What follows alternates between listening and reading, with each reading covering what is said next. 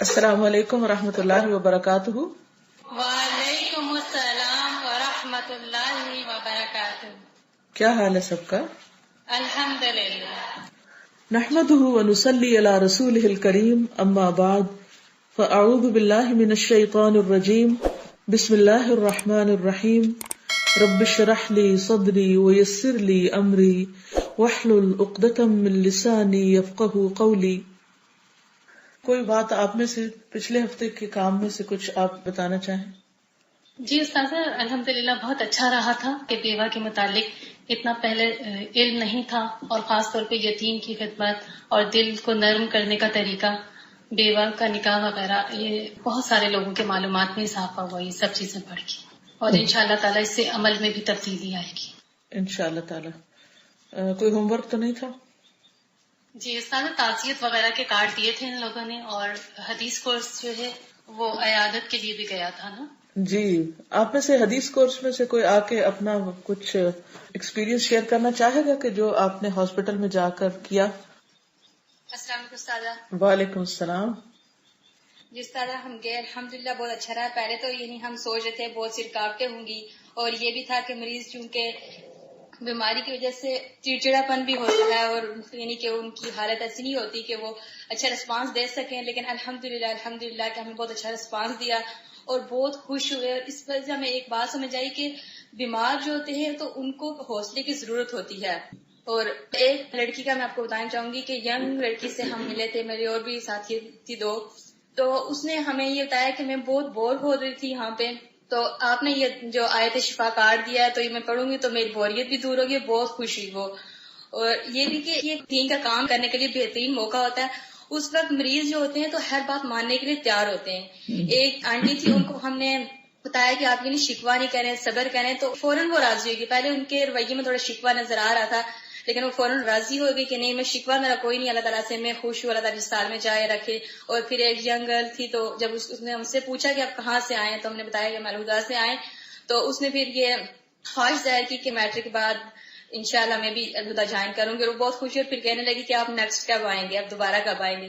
تو ہم نے یہ کہا کہ آپ دعا کریں، آپ انشاءاللہ اللہ تعالیٰ آپ کو شفا دے تو آپ بھی مریضوں کی عیادت کے لیے آئیں. تو الحمدللہ ہمارا یہ ایکسپیرینس بہت اچھا رہا. الحمدللہ. اس میں آپ دیکھیں نا کہ صرف آپ لوگوں کا ایک پراپر حجاب کے ساتھ، اچھے اخلاق کے ساتھ مریضوں میں ہونا جو ہے وہ ایک بالکل ان کے لیے مختلف تجربہ ہوگا، کیونکہ ایسے لوگ ان کو ہسپتالوں میں عام طور پہ نظر نہیں آتے.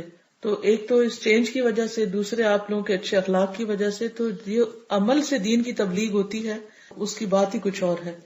تو الحمدللہ کہ آپ لوگوں نے ہمت کی، اور اللہ تعالیٰ سب کو جزائے خیر دے جنہوں نے ارینجمنٹ کی، اور آپ لوگ ایک نیا تجربہ خود بھی سیکھ کر آئے. اور مجھے امید ہے کہ آئندہ یہ سلسلہ جاری رہے گا. تو کوئی اور کچھ کہنا چاہتا ہے؟ کہیے. شاہجہ، ہم لوگ جس پیشنٹ کے پاس گئے تھے وہ ایک بزرگ خاتون تھی نا، بہت زیادہ پین ہو رہی تھی، تو ہم نے انہیں بتایا کہ جب آپ کو تکلیف ہو تو آپ نے الحمدللہ بولنا ہے نا. تو نیکسٹ جب انہیں بہت زیادہ تکلیف ہوئی تو انہوں نے الحمدللہ بولا. مجھے اتنی زیادہ خوشی ہوئی کہ انہوں نے فوراً سے اس بات پر عمل کر لیا نا. اس سے پتہ چلتا ہے کہ لوگوں کو پتہ نہیں ہوتا نا، وتواصوا بالحق وتواصوا بالصبر کتنا ضروری ہے. الحمدللہ. گڈ.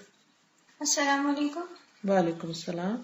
ہم 2 اسٹوڈینٹس گئے تھے آئی سی یو میں، تو وہاں ایک پیشنٹ تھی ہماری تقریباً ایج کی. تو میں نے ان سے پوچھا آپ کو کتنا عرصہ ہو گیا، تو انہوں نے بتایا کہ 4 months تقریباً ہو گئے. ان کو سانس کی تکلیف تھی.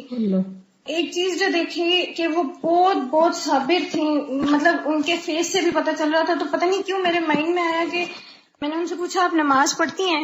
تو کہتی ہیں جی پڑھتی ہوں، لیکن مطلب ان کو بات کرتے ہوئے بھی سانس پھول رہا تھا نا، تو کہتی ہیں کہ لیکن جب مجھ سے کھڑا نہیں ہوا جاتا تو میں نہیں پڑھ سکتی اور مجھے بہت دکھ ہوتا ہے.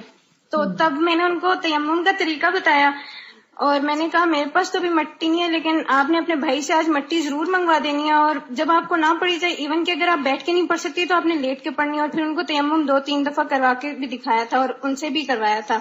نیکسٹ ٹائم کے لیے آپ لوگ مٹی کے چھوٹے چھوٹے تیمم کی پوٹلیاں یا چھوٹی ڈبیاں یا ایسی کوئی چیز بنا کے لے جائیں، تاکہ ہر مریض کو دیں، چاہے وہ پہلے سے ہی اس کے پاس ہو. لیکن اگر وہ کہے نہیں میرے پاس ہے تو آپ واپس رکھ لیں، لیکن اگر نہ ہو تو سب کو، کیونکہ کسی بھی مریض کے لیے اٹھ کے وضو کرنا اسپتال میں ایک جہاد سے کم نہیں، اور اس وجہ سے بھی وہ نماز قضا کرتے رہتے ہیں. تو آپ لوگ یہاں سے پراپر تیمم کی مٹی، اس کے کرنے کا صحیح طریقہ اور مریض کیسے نماز پڑھے، پریکٹیکل ڈیمونسٹریشن سیکھ کے جائیں گے، اور پھر وہ جا کے ہر مریض کو وہاں سکھائیں گے بھی. یعنی جو کچھ آپ نے کیا تو بہت اچھا ہے، لیکن عملی طور پر ایک یہ کہ ہم ایک کتاب انہیں چھاپ کر دے دیں، وہ پڑھے نہ پڑھیں اور کب پڑھیں وہ ایک الگ بات ہے، اور ہر مریض پڑھ بھی نہیں سکتا کیونکہ ہمارے ملک میں ہر کوئی اتنی ریڈنگ نہیں جانتا. لیکن آپ لوگوں کا جو عمل سے انہیں کر کے دکھانا اور سکھانا ہوگا انشاءاللہ، وہ ان کی عبادت کو آسان کر دے گا. ہمارا یہی تھا کہ بڑے آرگنائز طریقے سے جائیں تاکہ ہمارے انسٹیٹیوٹ کی بھی ظاہری سی بات ہے لوگ نوٹس کرتے ہیں کہ دیندار طبقہ کس طرح کا آ کے بہیو کرتا ہے ہمارے پاس. تو اس پوائنٹ آف ویو سے بھی جا کے ماشاءاللہ لڑکیوں نے بڑے آرگنائز طریقے سے لائنز میں سارے گئے اور ایڈمنسٹریشن سے اجازت لے کے گئے تھے، تو ان کے کانفرنس روم میں ڈاکٹرز کے ساتھ بھی ایک سیٹنگ کی گئی وہاں پہ. اور ان تک بھی سارا پیغام کوشش پوری کی کہ عیادت کے بینیفٹس اور اس کے سلسلے میں جو فوائد تھے، اور ڈاکٹرز کو آئندہ کے لیے ہم نے ایم ایس صاحب سے بات کی تھی پہلے بھی کہ ہمیں وہ اجازت دے سکتے ہیں کہ نہیں. تو ایم ایس صاحب کو بہت زیادہ پسند آیا، تو انہوں نے کہا کہ آپ ویکلی ہمارے پاس ویڈنسڈے کو آ کے یہاں پہ درس دیں، چھوٹا سا، بے شک آ کے ظہر کے بعد دیں، جو ٹائم بھی آپ کو اویلیبل ہو. تو ہم لوگ وہاں پہ گئے تھے ایڈمنسٹریشن کے تھرو، تو انہوں نے پورے کے پورے ہاسپٹل کے ڈاکٹرز نے بھی بڑا ویلکمنگ ایٹیٹیوڈ ہمیں دیا، اور پیشنٹس کے ساتھ جو ہمارا اسٹوڈنٹس کا جتنا بیہیویئر تھا اس کو بھی بہت اپریشیٹ کیا انہوں نے. اس سے اندازہ ہوتا ہے کہ لوگوں میں بہت خیر ہے، صرف دین والے جو اندر بیٹھ گئے ہیں اس کی وجہ سے خیر ان تک نہیں پہنچتی. تو اللہ تعالیٰ آپ سب کو جزائے خیر عطا کرے. جتنے بھی پیمفلیٹس وغیرہ ساتھ لے کے گئے ہوئے تھے انہوں نے ڈاکٹرز کو بھی دیا اور الہدا کا انٹروڈکشن بھی کروایا سارا. گڈ، اللہ تعالیٰ جزائے خیر دے آپ لوگوں کو. سدا میں جس پیشنٹ سے ملی تھی نا، ان کا پہلے 2 بار مس کیریج ہو چکا تھا اور وہ بہت زیادہ پریشان تھی وہ.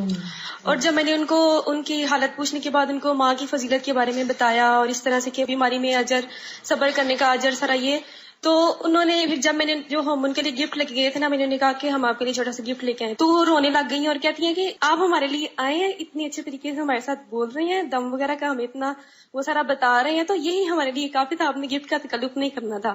یعنی کہ انہیں بہت زیادہ حوصلہ ہوا تھا نا یہ سن کے، کیونکہ وہ بہت زیادہ پریشان تھی اپنے پہلے 2 بار مس کیریج کی وجہ سے.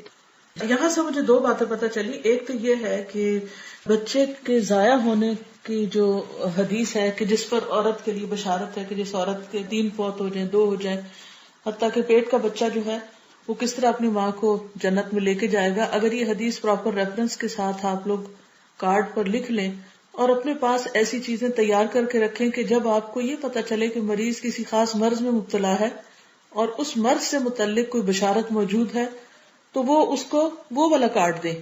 اور اس کے لیے آپ ایک پورا کیٹلاگ بنا لیں کہ کس قسم کے مریضوں سے ملاقات ہوئی ہے. جیسے سانس کا مریض ہے یا پیٹ میں درد ہے تو پیٹ سے متعلق بیماریوں کی جو بشارت ہے وہ حدیث لکھ لیں. پریگننسی ہے یا اس سے متعلق جو تکلیفیں ہیں تو اس سے متعلق حدیثیں لکھ لیں. یعنی مختلف مرضوں کے اعتبار سے جو بشارتیں ہیں.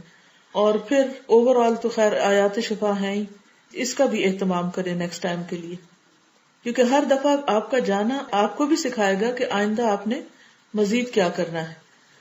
سادہ ہم جس جگہ پر گئے تھے وہاں پر جو خاتون تھی، میں ان سے بات کرنے لگی. میں نے کہا آپ کے ساتھ پیشنٹ کون ہے؟ تو انہوں نے کہا میری بیٹی ہے، وہ باہر گئی ہوئی ہے. تو میں نے ان کو بتایا کہ آپ دم کیا کریں سورہ فاتحہ کا. تو ایک دم سے وہ سن کے کہتی ہے میں تو کرسچن ہوں.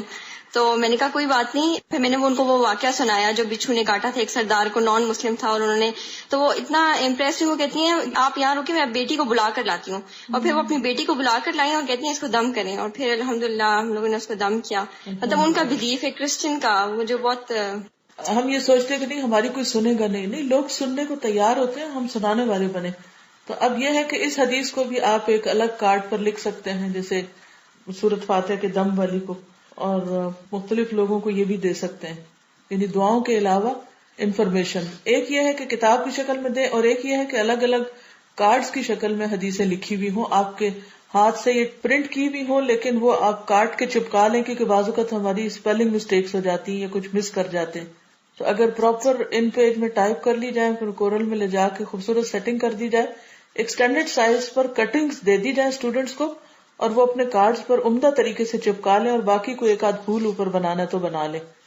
جی میں سب سے اپنا ایکسپیرینس شیئر کرنا چاہوں گی کہ میری بازو میں تکلیف تھی، تو ڈاکٹر نے فزیو تھراپی لکھ دی اور بہت لمبی چوڑی ڈفرینٹ سیکشنز میں. تو کل میں جب مختلف سیکشنز میں گئی تو ہاسپٹل میں AFIRM CMH کا، تو وہاں میں نے دیکھا کہ ماشاءاللہ سب سٹاف جو تھا، فزیو تھراپی نرسز، سب نے حجاب کیا ہوا تھا اور گاؤنز بھی پہنے ہوئے تھے.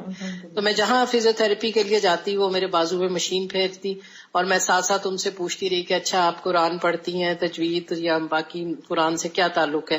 تو انہوں نے بتایا کہ ہماری یہاں سے 3 بجے آف ہوتی ہے اور ہم نے کوشش کی ہے، ہمیں کوئی ایوننگ کی کلاس نہیں ملتی اس ایریا میں. تو الحمدللہ مجھے آئیڈیا آیا کہ ہم اس ایریا میں جو CMH اور MH اور AFIRM AFIP کے قریب جو برانچ ہماری پڑتی ہے وہ ہے انڈس روڈ کی برانچ، تو وہاں پر ہم ایسا ایک کورس شروع کریں، کوئی شارٹ کورس فہم القرآن، تجوید اور دعاؤں کا. انشاءاللہ تعالی جب تک یہ میں جاتی رہوں گی اس میں، تو میں ساتھ ساتھ فزیو تھراپی کے ساتھ اس کے فلائر بھی تقسیم کر دوں گی. یہ تو بہت ہی گریٹ آئیڈیا ہے. اگر ایسا ہو جائے اور ہمارے ڈاکٹرز اور نرسز قرآن پڑھ جائیں تو آپ دیکھیں کتنے مریضوں کا بھلا ہو جائے. استاذہ میں یہ دیکھتی تھی کہ وہ جتنی دیر میری مشین پھیر رہی ہوتی تھی چپ کر کے کھڑی رہتی تھی. میں نے سوچا کہ یہی ٹائم، یہ 15 منٹ اپنے پیشنٹ کو کوئی خیر کی باتیں بتاتی جائیں تو کتنا فائدہ آگے تک پہنچ سکتا ہے. جزاکم اللہ خیرن. اللہ تعالیٰ اسی طرح آپ سب کو نئے نئے راستے دکھاتا رہے اور پھر ان کاموں کو آپ پایا تکمیل تک بھی پہنچائیں. استاذہ ہم پہلے بھی مریضوں کی عیادت کرتے تھے لیکن صرف اپنے رشتہ داروں کی، تو اسے اتنا اچھا لگا جا کر کہ ہم ان کی عیادت کر رہے ہیں صرف اللہ کے لیے. اور دوسری بات یہ مجھے بہت اچھی لگی تھی کہ پہلے ہم عیادت کو جاتے تھے تو کبھی کسی کی مدد نہیں کرتے تھے، بس بیٹھ کے حال پوچھا اٹھ کے آ جاتے تھے. تو اس دن جب میں گئی تو ایک اماں جی تھی، وہ کنگھی کر رہی تھی، تو میں نے ان کے ہاتھ سے کنگھی لی، میں نے ان کی کنگھی کی تو ان کو اتنا اچھا لگا اور انہوں نے اتنے پیار سے مجھے دعائیں دی اور بعد میں بھی انہوں نے اتنے پیار سے ہاتھ پھیرا. مجھے سارا کچھ بہت اچھا لگا کہ اگر ہم کسی مریض کی عیادت کو جاتے ہیں تو اس کی مدد بھی کریں. بالکل، نہ کہ الٹا باتیں سنا سنا کے پریشان کر کے آئیں. استاذہ میں خود بھی جاتی رہی ہوں کئی مرتبہ نا، ہاسپٹلس بھی اور قبرستان وغیرہ بھی، تو وہاں پہ جو ہے مریضوں کے لیے مختلف قسم کے پیمفلیٹس اور یہ چیزیں لے کے جانا اور الہدا کا ایک تعارف بھی، تو الحمدللہ اس کو بہت اچھا نتیجہ نکلتا ہے. اور یہ بھی دیکھا گیا کہ جو تیماردار تھے وہ بہت پریشان ہوتے ہیں، انہیں سمجھ نہیں آ رہا ہوتا. جو ایمرجنسی وغیرہ میں جیسے ایک دم ایکسیڈنٹ ہو گیا یا کچھ ایسی آفت آ گئی ان پہ، تو ان کو سمجھ ہی نہیں آ رہا ہوتا کیا پڑھیں. پھر انہیں جب بتایا جاتا ہے تو بہت خوش بھی ہوتے ہیں اور انہیں اطمینان بھی ملتا ہے. اور استاذ اس کے علاوہ میں نے یہ بھی دیکھا تھا کہ بہت پریشانی میں وہ لوگ بھوکے بھی ہوتے ہیں نا، تو کھانے پینے کا بھی ہوش نہیں ہوتا، اور اس وقت انہیں کھانا فراہم کرنا اور یہ چیزیں دینا، اس سے بھی خود ہمارا دل بہت زیادہ نرم ہوتا ہے. تو ویری گڈ آئیڈیا. اس میں اگر ایسا ممکن ہو سکے کہ اس دفعہ تو آپ لوگ بیماروں کو ٹارگٹ کر کے گئے ہیں دعائیں اور کارڈ وغیرہ لکھ کے، تو نیکسٹ ٹائم اگر تیمارداروں کی مدد کے لیے جائیں تو اس اعتبار سے چیزوں کو اگر پلان کریں، جیسے آپ بتا رہی ہیں کہ پریشانی کے دعائیں ہوں اور صبر اور حوصلے کی باتیں ہوں اور پھر کھانے کا انتظام ہو. اور استاذہ میں نے تو اتنی تعداد میں اس چیز کا مشاہدہ کیا کہ بیمار تو الگ ہے نا، لیکن تیماردار کا بھی بہت برا حال ہوتا ہے، خدمت کر کے نہ کھانے کا ہوش نہ پینے کا، اور اس وقت انہیں بہت زیادہ تسلی کی ضرورت ہوتی ہے. بہت اچھا آئیڈیا ہے، جزاکم اللہ خیرن. وتواصوا بالحق وتواصوا بالصبر. اس پہ میں ایک بات یہ بھی سوچ رہی تھی کہ اگر ہم ایک ٹرپ قبرستان کا رکھیں، بہت بڑا نہیں، چھوٹا ہو، کیونکہ کثرت سے اتنا ہجوم کرنا قبرستان میں ٹھیک نہیں ہے، اور اس کے لیے بھی پہلے سے آپ اجازت انتظامیہ سے لے رکھیں. اور یہی جو قریب والا ہے اس میں بھی جا سکتے ہیں، لیکن ایک شرط پر صرف ان لوگوں کو لے جائیں جن کو میت کی بخشش کی دعا زبانی یاد ہو. انشاءاللہ میں وہ دعائیں پڑھانے والی بھی ہوں. اور پھر اس کے بعد یہ ہے کہ اس کو پراپر پلان طریقے سے، اور پھر وہاں تو ان کو آپ کوئی تحفہ نہیں دے سکتے، کوئی بات نصیحت نہیں کر سکتے، کچھ اور نہیں، لیکن ان کو دعا ہی دے سکتے ہیں. قبرستان کا باری باری اگر ایک جیسے چھٹی کے وقت ہی ایک ہفتے ایک گروپ کے ساتھ آپ جا سکتے ہیں، لیکن پہلے وہاں کی انتظامیہ سے یا CDA یا کچھ اس طرح بات کرنی چاہیے. اور پھر طالبات جو ہیں وہ پورے آداب انہیں پتا ہو کہ وہاں کرنا کیا ہے، اور تاکہ آئندہ کبھی یہ لوگ کسی اور کے ساتھ جائیں تو ان کو آداب بتانے والے ہوں، اور کیا اندر تک جانا ہے یا سائڈ پر ہی کھڑے ہونا ہے. یعنی اس طرف کی یہ جو جالیوں والی سائڈ ہے یہ نہیں، جو اس طرف سے اوپن سائڈ ہے ایک طرح سے ادھر، یا پھر پنڈی کا کوئی قبرستان. اب ویسے تو ہم قبرستانوں کے پاس سے گزرتے رہتے ہیں، لیکن مقصد کو سامنے رکھ کے وہ یاد اور وہ عبرت کہ اس وقت ہم ان کے لیے کیا کر سکتے ہیں اور یہ ہمارے لیے کیا کر سکتے ہیں، اور ہمارے پاس جو زندگی کی نعمت ہے اس کی قدر کیسے کریں. انشاءاللہ. وہ جو تیمارداری کی بات ہے، مجھے یاد ہے احمد 1 سال کا تھا تو اس کو اچانک سے ایمرجنسی میں لے کے جانا پڑا، اور یہاں پہ نان مسلم حلال فوڈ نہیں، کچھ نہیں، نہ رشتے دار نہ کچھ. تو میرے لیے وہاں پہ نہ کھانا نہ پینا، اور میں اس کو چھوڑ نہیں سکتی تھی 1 منٹ کے لیے بھی کہ میں کینٹین سے کچھ لے آؤں. کینٹین سے کیا لاؤں؟ حلال نہیں. تو یہ چیز بہت ضروری ہے کہ تیماردار جو ہوتے ہیں ان کے لیے بھی کچھ کھانا پینا، کیونکہ بعض اوقات ایمرجنسی اچانک ہوتی ہے اور بندہ گھر سے کوئی اپنا بیگ بھر کے نہیں نکل سکتا، اور نہ ہی پتا ہوتا ہے کہ آگے حالات کیا ہوں گے. کئی لوگ پہلی دفعہ ہی ہسپتال جا رہے ہوتے ہیں، تو اس وقت واقعی انسان کے اوپر بہت مشکل ہوتی ہے. اور اس میں وہ حدیثیں بھی یاد رکھیں کہ جس میں جو شخص کسی کی مشکل آسان کرے گا، اللہ تعالیٰ اس کی دنیا اور آخرت کی مشکلات میں سے کوئی مشکل آسان فرما دے گا. اور تو نہیں کوئی کچھ کہے گا. میں آگے چلوں، آج یتیم کے ساتھ حسن سلوک پر تھوڑی سی بات کروں گی میں، اور اس کے ساتھ ہی آپ لوگ یتیم خانے کا وزٹ کا پلان بھی کریں گے. اور یتیموں کے لیے جو ادارہ ہے آپ کے قریب ہی SOS، وہاں پر جو کلاسز شروع کرنے کی بات چیت چل رہی ہے، اس کے لیے بھی آپ لوگ انشاءاللہ تعالی کام کر سکتے ہیں. اس میں جو ہمارا الہدیٰ مال شروع ہوا ہے، اس کی جو آمدنی ہے وہ بیواؤں اور یتیموں کے لیے جو ہے، تو وہ باقاعدہ سب لوگوں کے مشورے سے ایک پلان کیا جائے کہ وہ آمدنی صحیح طریقے پر کس طرح یتیموں اور بیواؤں تک پہنچے. کیا صرف ان کے وظیفے لگا دیے جائیں، یا وہ اگر مانگنے کے لیے آ جاتے تو اس میں دے دیا جائے، یا کوئی ایک پرو ایکٹیو اپروچ اختیار کی جائے کہ جس میں واقعی جو ہماری محنت کوشش ہے وہ صحیح جگہ پر پہنچ جائے. تو اس کے لیے جو سوشل ویلفیئر ڈپارٹمنٹ ہے ان کے پاس یہ ٹاسک ہے اس وقت کہ یہ کام کیسے کیا جائے، یعنی یتیموں اور بیواؤں کی مدد کیسے کی جائے، یا اور اسی طرح جو بدحال لوگ ہیں ان کے کام کیسے آیا جائے. تو پلیز آپ سب اپنے اپنے مشورے جو ہیں وہ ضرور دیں، کیونکہ سب کا دماغ استعمال ہوگا تو انشاءاللہ بہتر پلاننگ ہوگی اور بہتر صورت سامنے آئے گی، اور آپ لوگوں کا اجر صرف ایک اچھے مشورے کی وجہ سے بھی بہت بہترین ہو سکتا ہے.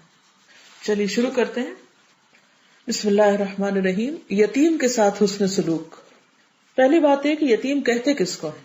یتیم کہتے ہیں اس بچے کو یا بچی کو جس کے والد کی وفات ہو جائے اس کی بلوغت سے پہلے، بالغ ہونے سے پہلے جس بچے یا بچی کے والد کی وفات ہو جائے اس کو یتیم کہتے ہیں.